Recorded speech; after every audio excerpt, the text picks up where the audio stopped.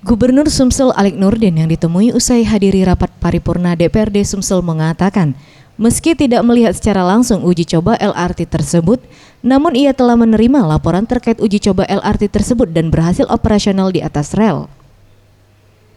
Selain itu, LRT yang ada di Palembang ini berbeda dengan LRT pada umumnya. Jika biasanya sumber kelistrikan LRT diambil dari atas kereta yang dialiri listrik, namun LRT Palembang, sumber kelistrikan LRT ini berada di rel ketiga atau third rail, dan ini merupakan teknologi kelistrikan modern. Sementara listrik yang digunakan adalah aliran bawah dengan tegangan rata-rata 750 VDC dengan arus di atas 400 ampere. Bukan nengok langsung, dikirimi videonya, bagus, lancar. Ini beda ya, kalau kita lihat kereta listrik di tempat lain ada yang ngambil listriknya dari kabel di atas. Kalau ini di rel ketiga yang di bawah. Jadi ini yang memang teknologi yang paling modern dan terlihat di situ lancar.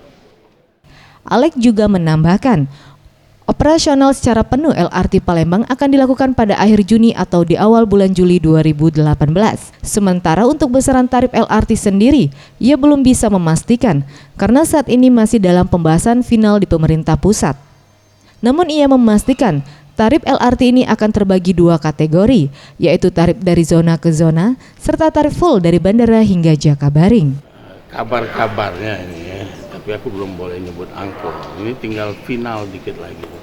Jadi ada tarif yang dari zona ke zona, tarif dari airport sampai ke Jakabaring itu lebih mahal, paling mahal. Tim Liputan, Sriwijaya TV.